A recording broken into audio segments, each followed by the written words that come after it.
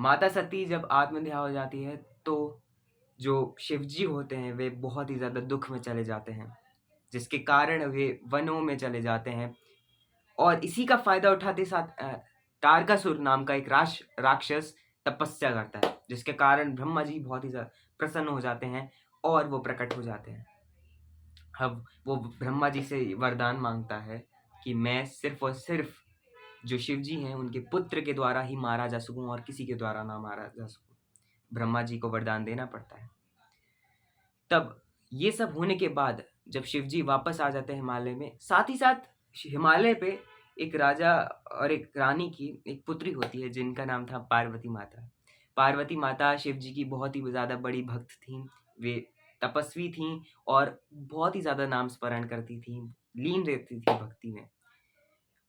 इसके साथ-साथ सारी सृष्टि के जितनी भी शक्ति थीं, वे कामदेव जी को भेजती हैं ताकि शिव जी के ऊपर प्रेम का बाण चला सकें।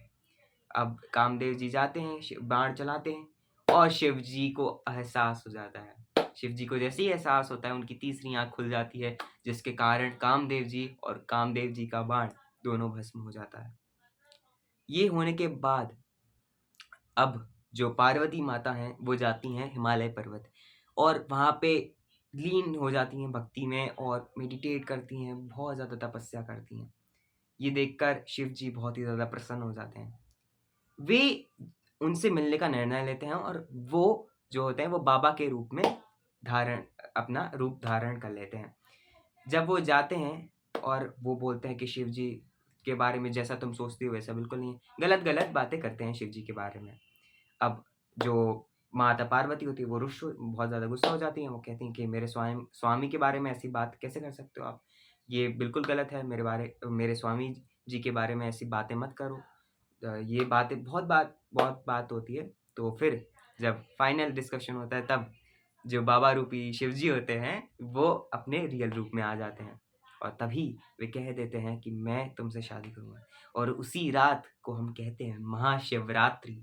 महाशिवरात्रि एक त्योहार है जिसे हर हर कोई मनाता है और इस पे हम रात भर उनकी शादी को अटेंड करते हैं। ये महाशिवरात्रि में आपको व्रत नहीं रखना चाहिए। उनका कहना है कि जब तुम दूसरों की शादी में जाते हो और भरपेट खाना खाते हो, तब तुम अपने पिता परमेश्वर की शादी में जब आते हो, तब तुम क्यों अपना पेट खाली रखते हो? तुम्हें व्रत नहीं करना चाहिए पुत्री, क्योंकि तुम सिर्फ़ और सिर्फ़ अपने पिता की शादी में आए हो और अपने पिता का आशीर्वाद साथ-साथ भोजन ऐसे खाली पेट मत रहो, मुझे दुःख होता है।